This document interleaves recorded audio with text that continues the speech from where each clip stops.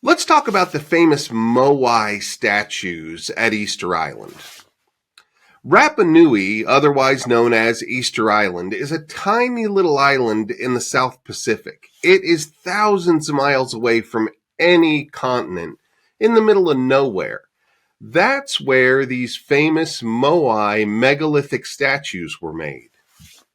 It's a tiny little place, 14 by 7 miles at most. That's smaller than Chicago.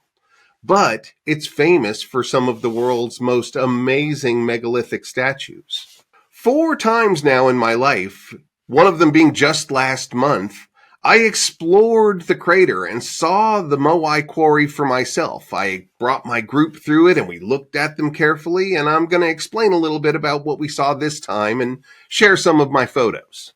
Conservatively speaking, the Moai tradition began about 1,000 years ago and went on for about 700 years until European contact interrupted everything there. A single clan created the Moai for the other clans, but over time they got larger and larger.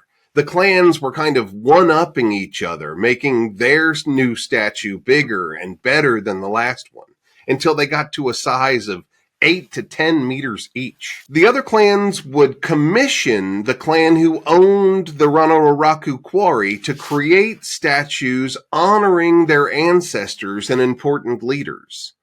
They would make the statues, break them off of the crater, and then transport them to the villages where they would be stood up on platforms called ahu. Now, these weren't actual portraits of their ancestors, because as you can see, Moai look very similar to each other.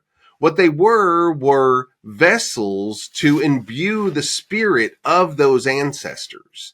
There was a final step to the Moai. They were really just rocks until you put their eyes in.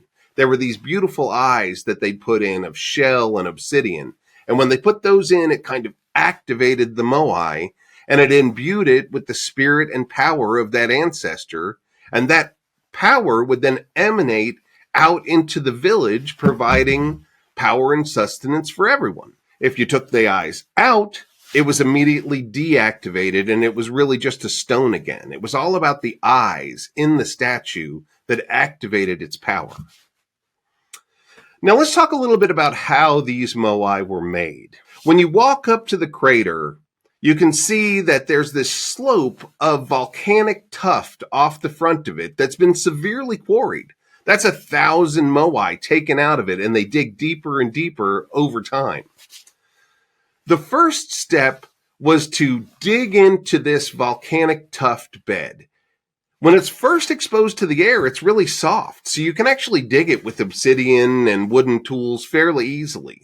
But an interesting quality of volcanic tuft is that it hardens up once it's exposed to the air. It's kind of a perfect material to carve, hardening on their own statues of this material. And the Rapa Nui were geologists. Remember, they live on this tiny island, and they've got to know everything about every resource there to make the most of it. And they knew about their over 20 different kinds of stone on the island, and they recognized that volcanic tuft was perfect for these statues they were making larger and larger. So they would begin by cutting out the basic form, like a blank, of the Moai itself into the bed. They'd cut down into the bed and kind of pedestal the blank form of the Moai first. Then they would crack it off the bed and slide it down the hill until it was a more gentle part of the crater's slope. Right as they slid it, right in front of it, they'd dig a hole about the size of the base of the Moai, and they'd push the Moai into it and stand it up. That's when they put on all the details. They'd do the ears and the eyes, they'd do the hands on the belly, and elaborate carvings on the back. Once all of that was done, probably to order by the village that had commissioned it, with tiny little elements that indicated who that ancestor was, then they would pull it out of the hole, kind of dig the front of it, and they would transport it to the other villages. Now, how they transported it, that's a whole nother video.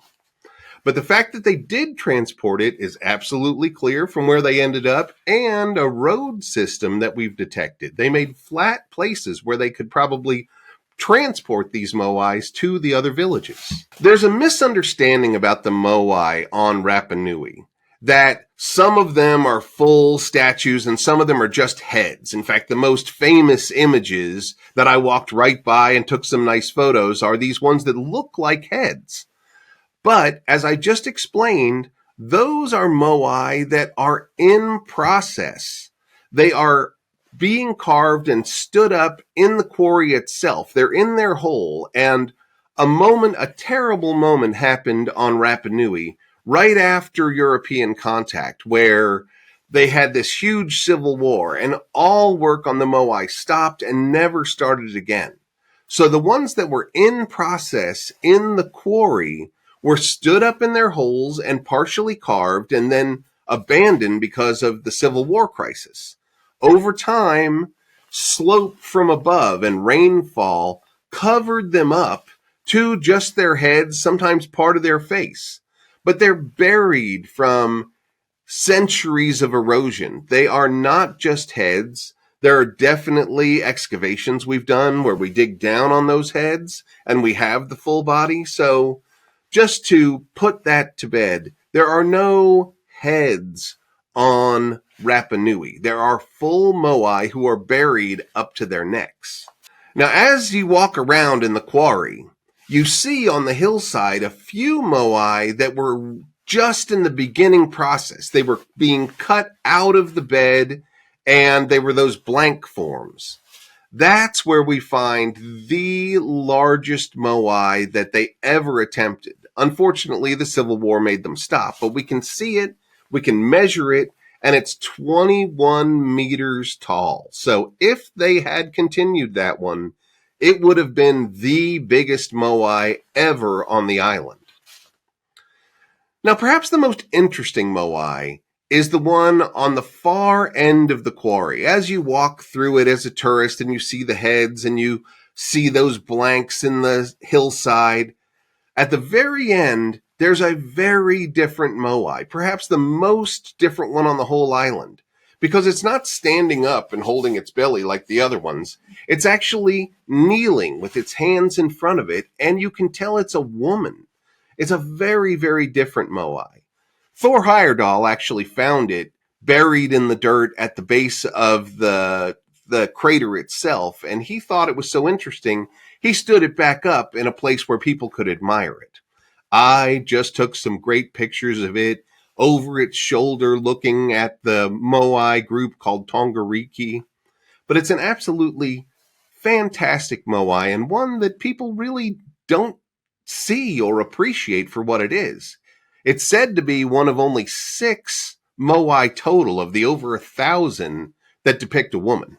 My trip last month ended short. I was showing folks around, but then it became apparent that this new Netflix movie, who had camped out all at the base of the crater, they took over the entire place as a filming location. Normally, I bring people to lunch under the crater. There's a nice little restaurant and souvenir shop there.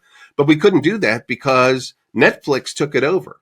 They were filming a movie called Wild Horse 9 with big stars like Steve Buscemi and John Malkovich. It's coming out this next fall, so I'm looking forward to seeing it because some of my buddies on Rapa Nui are actually extras in the movie. Thanks for watching. If you liked that, here are 2 other videos that you might like as well. Please feel free to ask me questions down below in the comments, and I will answer all of those the best I can, and I'll pick a few for a monthly answer, a long form answer in a video. So, thanks.